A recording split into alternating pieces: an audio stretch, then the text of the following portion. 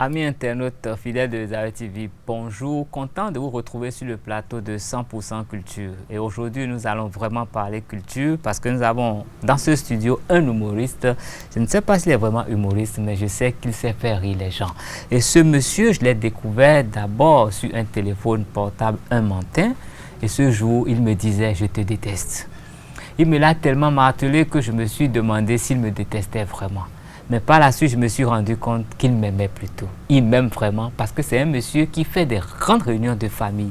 Il aura une grande réunion de famille dans 2 jours. Mais avant, il est dans ce studio et il va nous parler un peu de lui. Il est face à moi. Je sais que la plupart des gens l'ont connu sur les réseaux sociaux et il s'appelle Eliphaz. Eliphaz, bonjour. Bonjour. Comment vas-tu? Oui, ça va. Ça va? Je suis basé. Vraiment? Mais comment on t'appelle réellement, toi? À l'état civil, on m'appelle Rondé Pondi, Vaudisfait, Eliphaz, Gérard. Gérard? Oui. Gérard? Oui. Tu es humoriste ou bien tu es quoi? Je suis slammer et humoriste. Slammer? Oui. C'est Mais quoi? je dirais que je suis artiste. C'est quoi un slammer? Un slammer, c'est celui qui arrive à dire ce qui ne va pas dans la société parce que, à la base, pour moi, être artiste, c'est être un porte-parole de la société. Ah oui. Donc, c'est à travers le slam que moi, j'arrive à dire ce qui ne va pas. Par moments, je fais aussi de la chanson. Et tu as réussi à dire que tu me détestes? Oui, je vous déteste, c'est mon deuxième test Oui. que j'ai enregistré. Parce que le tout premier, c'était Elle ne peut pas être. Et après, j'ai enregistré Je vous déteste, qui était un peu... Et pour tout, pour nous servir quelques phrases de Je vous déteste. Oui. Je suis là, l'esprit à terre, mais j'ai encore les pieds sur terre. Détrompez-vous, chers rivaux, je n'aurai pas de sitôt les 6 pieds sous terre. Et ils sont où ces détritus ivres et cons qui saisit va tout vent pour nous entuber l'esprit? Je vous déteste. Je vous déteste. Regarde-les, regarde-les. Ces vendeurs de vents fous et de rêves inachevés. Je ris de toute la haine que j'éprouve à votre égard. Vous me traitez d'ivrogne, n'est-ce pas? Mais jamais ma bouteille ne m'a fait un sourire ivre de mensonges et fièrement hypocrite. Je vous déteste. Donc c'est un peu ça. Tu détestes qui là? C'est ces politiques qui nous vendent du rêve, qui nous vendent du faux. Et voilà, j'appelle les uns et les autres à une prise de conscience. Donc c'est un peu ça. Parle-nous un peu de ton parcours en tant que slammer. Tu as démarré comment? Oui, le slam, est-ce que j'étais slammer à la base? Non, parce que je voulais être producteur.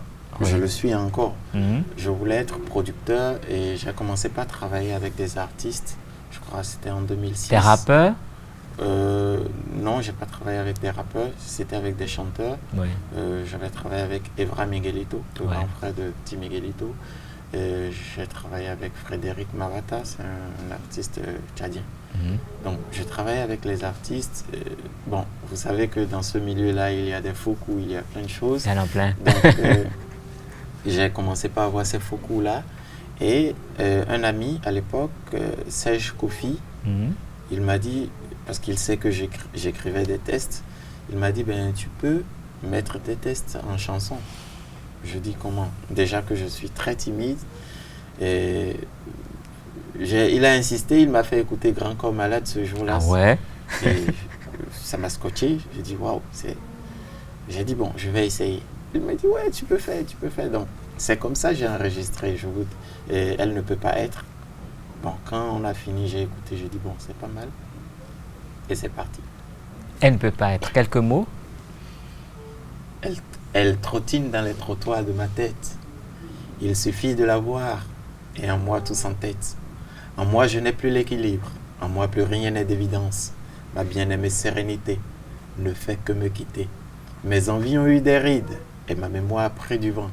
Mon silence a pris du poids. Et mon désespoir se fait fortune. Ouais. Cette femme ne peut pas être, puisqu'elle a tout pour ne pas l'être. Wow. Face à elle, mon machisme n'a plus d'esprit. Il suffit de la voir, et en un clin d'œil, tu comprendras. Elle sillonne dans mon esprit et traumatise mes émotions, irrite mes envies. J'ai oublié le reste. Vraiment, vraiment. Mais je suis séduit par la facilité dont tu débites tout ça, quoi. Parce que c'est un texte que tu as écrit il y a plus de 10 ans. Non, Un texte pas 10 ans, 2001. Ah ben, qui a presque 20 ans aujourd'hui, et tu arrives à me sortir les vers comme ça, et puis avec cette clarté, un texte bien écrit de toute façon. De toute façon, je crois que c'est fait pour séduire, c'est fait, et puis, en tout cas, c'est bien fait. Merci. Mais aujourd'hui, tu n'es plus... tu as changé de siège, je dirais. Tu demeures peut-être slammer. Je continue de faire du slam. Mais tu as pris beaucoup plus d'ampleur en tant qu'humoriste. Oui, le mot a un peu pris le dessus, sinon je continue d'être slammer. Qu'est-ce qui s'est passé pour que tu te glisses? Je vais sortir encore un titre slam bientôt. Normalement, quand ça? Après le spectacle, je vais sortir un titre slam. Je travaille dessus. Bon. Un bout? Le test n'est pas encore... Le titre? J'aimerais. Qui? J'aimerais, c'est un test qui parle de après Eliphaz. D'accord. Parce que on a souvent peur d'un certain nombre de choses, notamment de la mort aussi. On a peur de la mort. Mais je vais parler de tout ça. Je vais parler de tout ça et voilà. Ouais, mais ton côté humoristique a quand même pris un peu d'ascendant sur ton côté slammer parce que ton humour, il a voyagé, ton humour se voit très loin.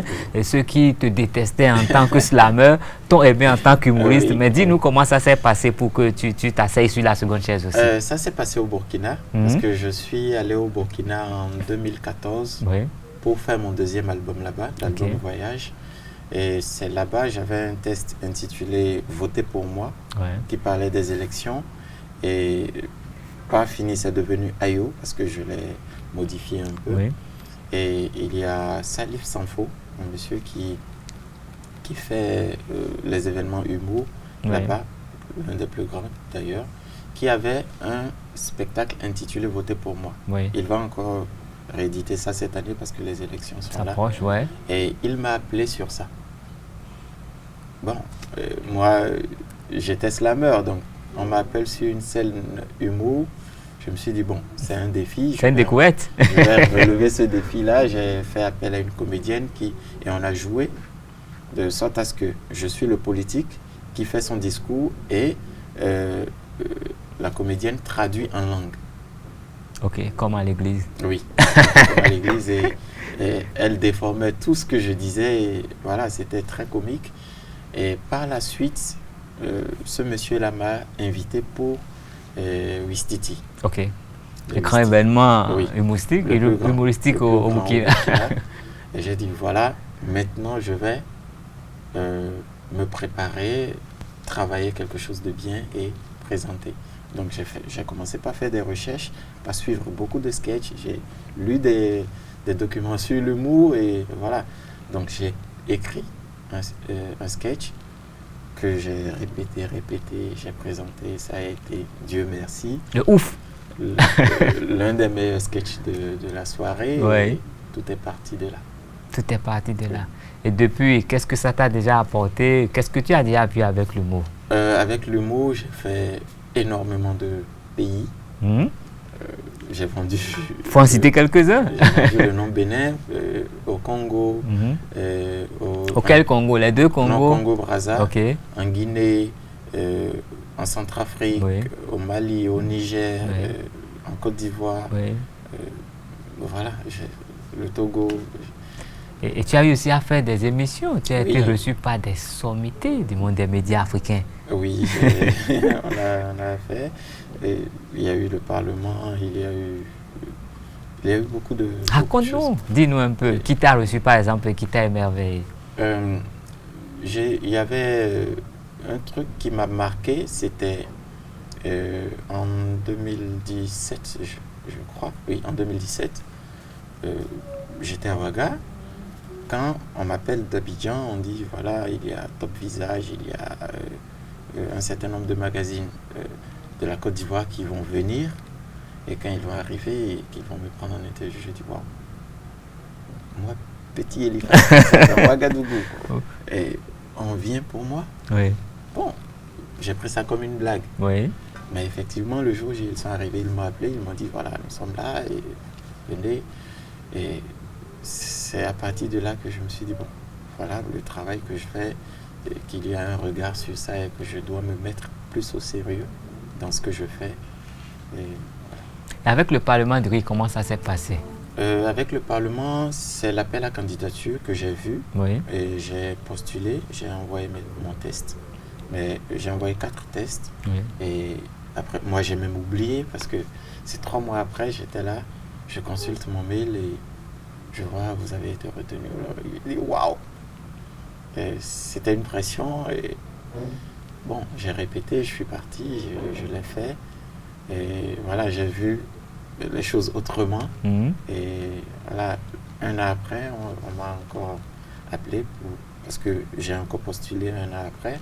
Et j'ai été retenu, je suis reparti pour faire des émissions. Ah oui, ça, nous devons te féliciter pour ce que tu fais parce que tu fais quand même un travail assez remarquable. Merci. On le voit, on te suit et puis sur Internet, tout le monde veut voir ce que Eliphaz fait. Quoi. Mais attends, dis-nous, comment est-ce que tu fais pour t'améliorer? Parce que quand on te suit, on voit que tu n'es pas statique, ça évolue. Oui, déjà, je suis inspiré par le show business politique. Oui. Du coup, dans le show business politique, chaque acteur pose des actes. Oui. Actuellement, il y a Jojo le répétiteur qui est en train de faire ses sorties. Oui. Il y a le chef de famille aussi qui fait ses sorties, il est dans les marchés et tout. Oui. Donc, tout ça, ça me donne de la matière pour travailler. Oui. Donc, à chaque fois, il y a de l'actualité. Il y a le bidon de Joe qui vient de gagner aussi le siège là-bas. Oui. Il y a Trompette qui va partir. Il y a le jeune adolescent. Le jeune adolescent qui veut tirer un 3e coup. Donc, il y a tellement de choses. Il y a de la matière. Donc, tant que ces gens-là agissent, nous, on peut travailler. Une digression. Tu connais Bébête Info? Oui, oui. Voilà une émission qui m'a énormément inspiré. Et l'un des plus grands regrets que j'ai, c'est de n'avoir pas pu travailler avec Feu Dabadou. C'est la vie qui a décidé. Ça peut se corriger pour pouvoir avoir accès à toute la collection de Bébête Info et peut-être que ça servira à quelque chose. Je veux bien. Et aussi, c'est pour moi l'occasion de dire que ces aînés-là ont tracé le chemin. Et voilà, à un moment donné, la jeunesse n'a pas suivi. Bon, moi, ça m'inspire énormément. Énormément. Et quels sont les humoristes béninois avec qui tu as déjà travaillé? J'ai travaillé avec Chromosome, j'ai travaillé avec Pacheco, j'ai travaillé avec Sam le Terrible, j'ai travaillé avec Barbosa, avec Baba Femelle. Tous ceux-là qui sont là actuellement, j'ai travaillé avec eux. Et j'ai eu la chance de travailler avec quelques aînés aussi. Lesquels? Notamment Pipi. J'ai travaillé avec le doyen Pipi, j'ai travaillé avec Vieux Caïman. Ah oui? Oui. J'essaie quand même d'aller vers eux et voilà. Oui, mais je remarque que bon, tu as du succès, tu t'améliores, tu travailles bien, mais ça n'a pas toujours été le cas avec les humoristes béninois parce que il y en a qui commencent peut-être bien, après 1, 2, après ils font des choses qui ne sont pas forcément bien, peut-être qu'ils ignorent des choses et ils choquent les gens et parfois on a l'impression même qu'ils commencent à niaiser, ça ennuie et tout. Qu'est-ce que toi tu fais pour ne pas avoir le même sort? Non, déjà on a un problème ici, il y a beaucoup qui confondent. Il y a il y a les humoristes de scène, oui. Il y a les web humoristes. Oui. Le web humoriste peut ne pas forcément avoir cette capacité-là d'aller sur une scène. Et on en voit beaucoup. Oui, oui. Donc, il y a aussi ceux-là qui se réveillent un matin, il fait un truc avec son téléphone, ça fait rire. Et comme son entourage a dit que ça fait rire, qu'il est drôle et tout, il s'autoproclame humoriste. Ah oui, je vois. Alors qu'il faut une formation, il faut beaucoup de choses dans ce domaine-là. Donc, tant que les gens ne vont pas comprendre ça, on va toujours patauger. il y a Chromosome qui organise des formations.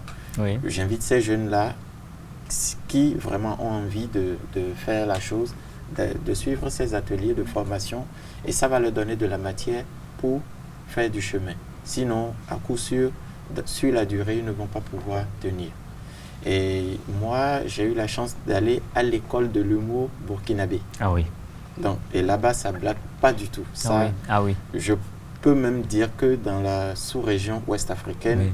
c'est les meilleurs. Ah oui. C'est les meilleurs. On n'a peut-être pas le regard médiatique. Ils n'ont pas peut-être le regard médiatique. Ils ne sont pas bien vus, ils ne sont pas suffisamment vus ici, oui. c'est tout. Sinon, selon moi, c'est les meilleurs. C'est les meilleurs. Parce que c'est eux qui t'ont formé?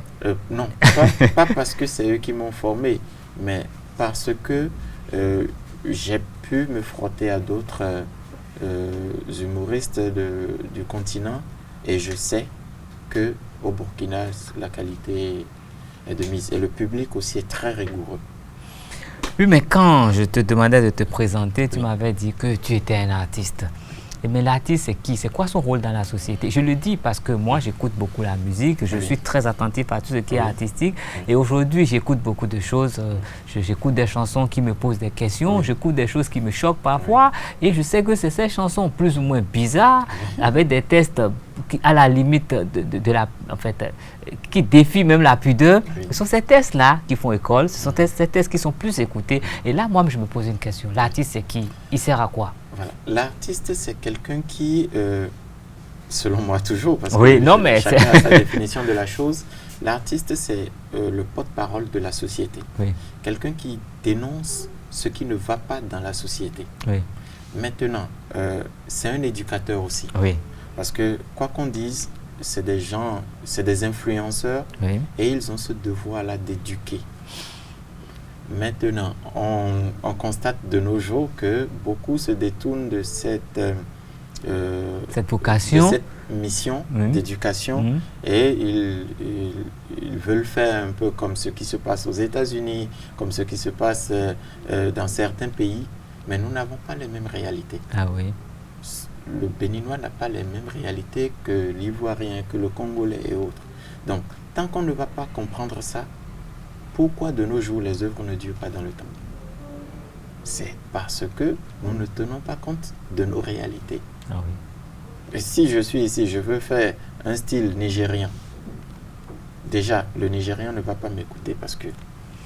Ça va sonner faux. Oui, et je ne peux pas faire, par exemple, la musique française mieux qu'un Français. Non, impossible. Donc, déjà, on ne va pas m'écouter de ce côté-là.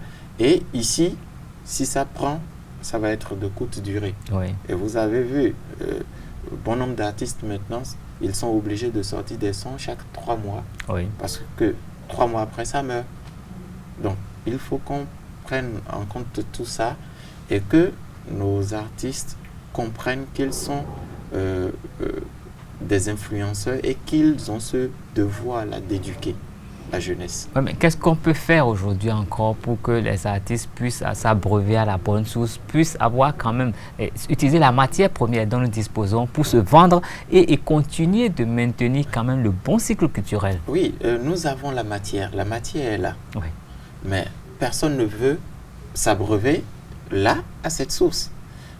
Quand on crie partout que la musique nigériane, ça marche et tout, mais pourquoi ça marche? C'est parce qu'ils font toujours recours à leurs origines. Oui. Même quand ils veulent faire de la musique moderne, il y a toujours les origines dedans. Et c'est pour ça que ça marche.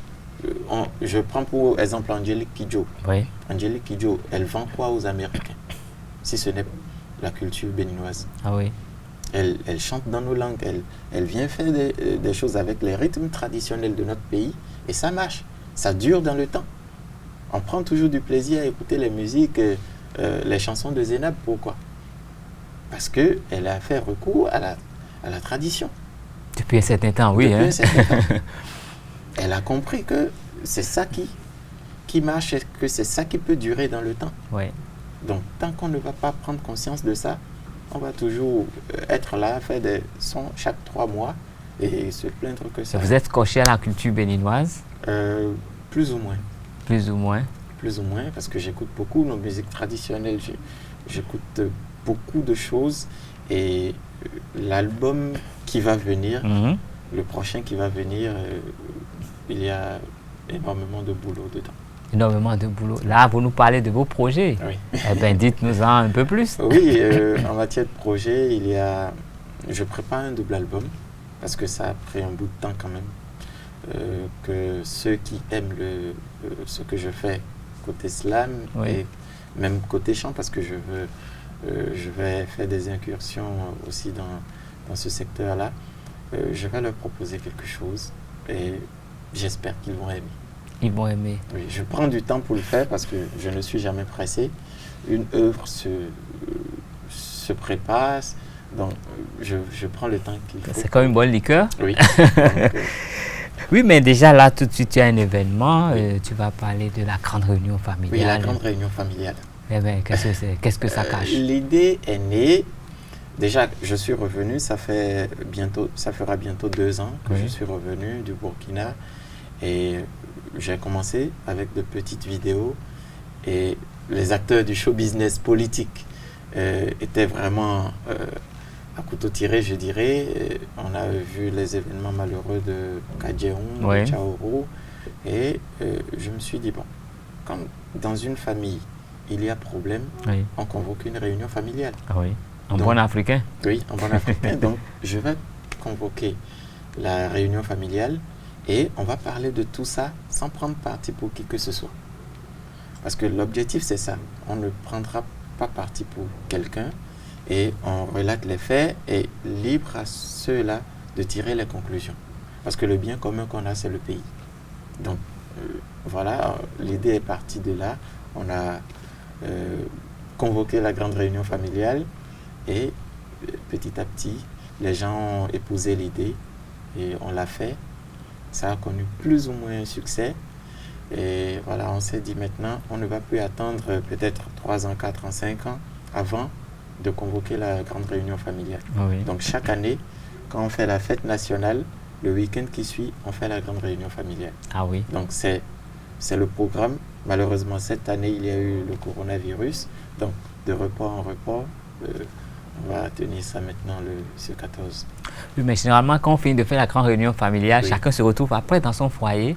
Parce que là, ce n'est plus la grande famille, c'est la petite famille, on gère. Tu peux nous parler de ta petite famille? Oui, ma petite famille, ça va bien. Déjà combien d'enfants? J'ai 2 filles. Oui. Je ne suis pas marié, mais voilà. Tu les as eues comment? Non, je ne suis pas marié, je ne suis pas encore marié. N'est-ce pas? Oui. Et comment tu les gères? Oui, je les gère normalement, c'est mes enfants. Non, c'était pour t'embêter un tout petit peu. Je crois que nous avons fait un peu le tour de la question, mais c'est quand même Eliphaz qui est venu chez nous.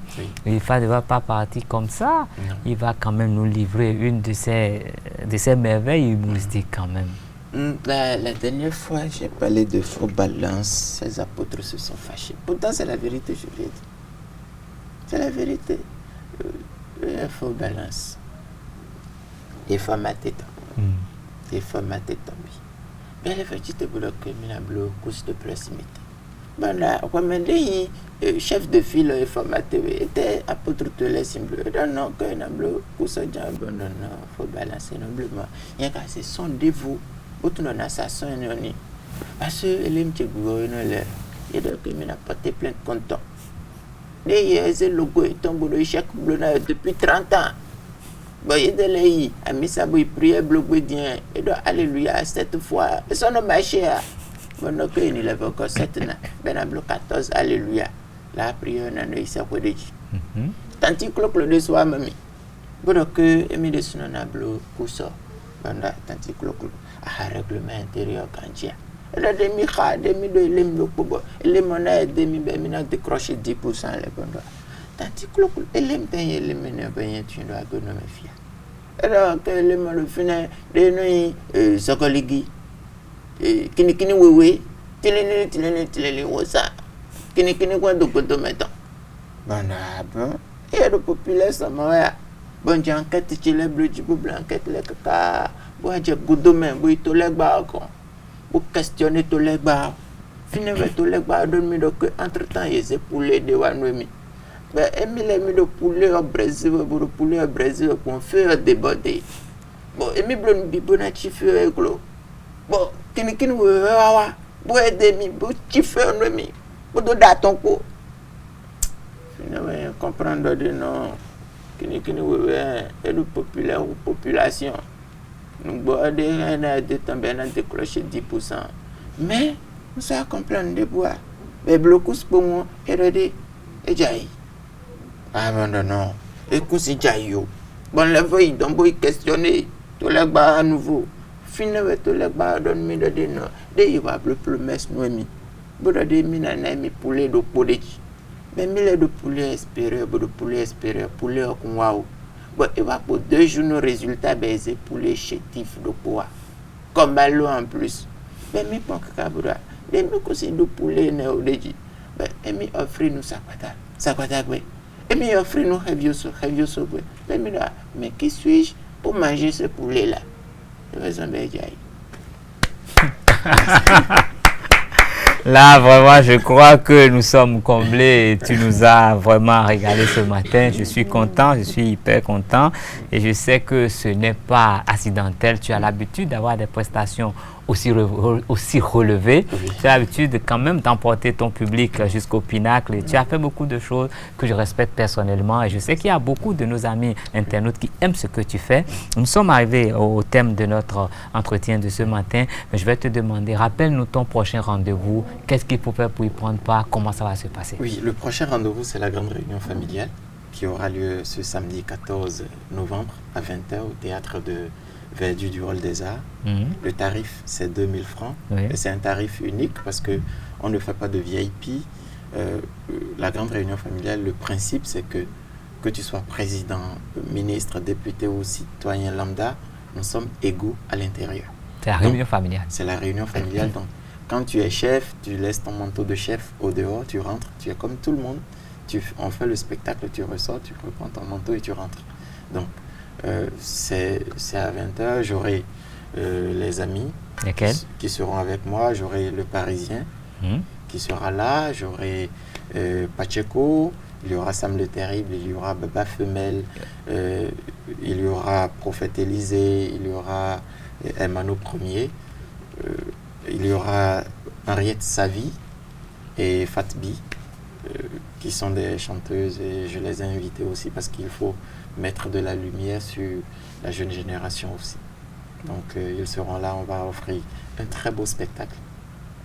On a déjà fait la grande première du spectacle la dernière fois. Ceux qui sont venus ont vu, ils peuvent témoigner de ce qu'ils ont vu. D'accord. Je leur promets un très beau spectacle. Ok, infiniment merci à toi. Merci d'être passé chez nous. Moi qui vous remercie. Merci de nous avoir dit tout cela. Je te souhaite beaucoup de succès dans ce que tu fais. Et quant à vous, amis internautes, je vous dirais également merci. Restez scotchés à tout ce que Eliphaz fait. C'est de l'humour, ce n'est pas autre chose. Et c'est aussi du bon slam. Il y a des tests qui vous permettent de réfléchir, qui vous permettent de vous mirer vous-même et de savoir à peu près ce qu'il faut faire pour ne pas perdre de chemin. Merci et à la semaine prochaine.